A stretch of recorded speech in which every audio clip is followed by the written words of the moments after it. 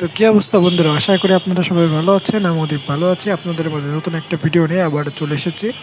অনেকদিন পরে রয়েছিল আমাদের এই ফ্রিজটা, তাও কিভাবে এটা নতুনভাবে পরিষ্কার করে নতুন করে ফেলবো সেটা আপনাদের মাঝে দেখাবো আর কিছু বলবো।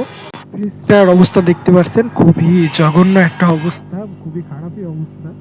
তারপরে কি আর করার আছে, ব্যালসা দিয়ে ভালো করে জিনিসপাতিগুলো পরিষ্কার করছিলাম। আর কালকে রাত্রে দেখছিলাম যে ফ্রিজের মেলা বরফ জমে গেছে, ময়লা আবর্জনা হয়ে রয়েছে। আর নতুন মাসের সামনে ঈদের বেচা কিনা হইতে পারে, এর জন্য জিনিসটা ভালো করে পরিষ্কার করছিলাম। তা ফ্রিজটা রাত্রে অফ করে গেছিলাম, সকালবেলা এসে দেখি ফ্রিজের অবস্থা এই। তাই সুন্দর করে বেলচা মেরে নিছিলাম। বেলচা মেরার পরে ভালো করে পানিগুলো বের করে নিয়ে তারপরে ভীম সাবান দিয়ে ভালো করে ডলে নিচ্ছিলাম। এটা হলো বাঙালিদের মনে করেন সিম্পল সহজ উপায়, শর্টকাট উপায়।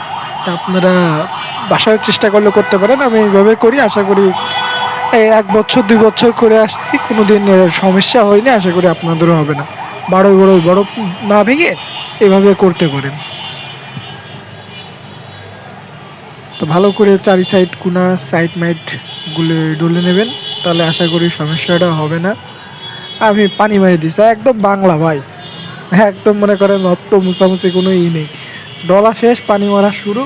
আবার মনে করেন ময়লাটা করে রাখছিলাম, আবার ময়লা নিয়ে আসলাম। নিয়ে আসার পরে আবার মনে করেন পানি মারছি। পানি মারতে মারতে চারি সাইডে আবার ডলবো।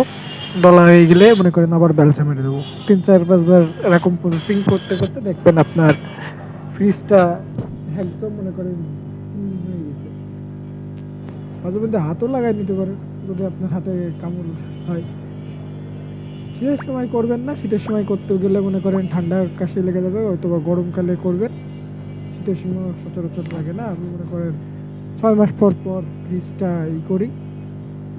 তারপরে মনে করেন যেহেতু সাবান দিয়েছি একটা গন্ধ থাকবে, এর জন্য ভালো করে রুমাল দিয়ে মুছে নিচ্ছি, যাতে কোনো ময়লা বা কোনো গ্যাস ফ্যাস না করে। তো দেখতে থাকেন। আর ভাই কেন না, আজকে শ্বশুরবাড়ি তার সময় ড্রাইভারের এত চোদন, মানে ড্রাইভারের গেট আবার কথাবার্তার ভাব দেখে মনে হলো সে দেশের প্রধানমন্ত্রী। তো ভাই ড্রাইভারের থেকে উঠার আগে সবাই সাবধান থাকবেন, দামাদামি করে উঠবেন, নাহলে মনে করেন আমার মতন ফেরাকালে মনে করেন দেখে গেলেই মনে করেন জিনিস বেঁধে গেলে আর পরে মনে করেন চালাতে পারবেন না। তা যদি গল্পটা শুনতে চান তাহলে পরবর্তীতে ফলো করবেন, সাবস্ক্রাইব করবেন। আর ফ্রিজটা আমারটা দেখেন এইভাবে চকচক, 5 মিনিটের কাজ ভাই।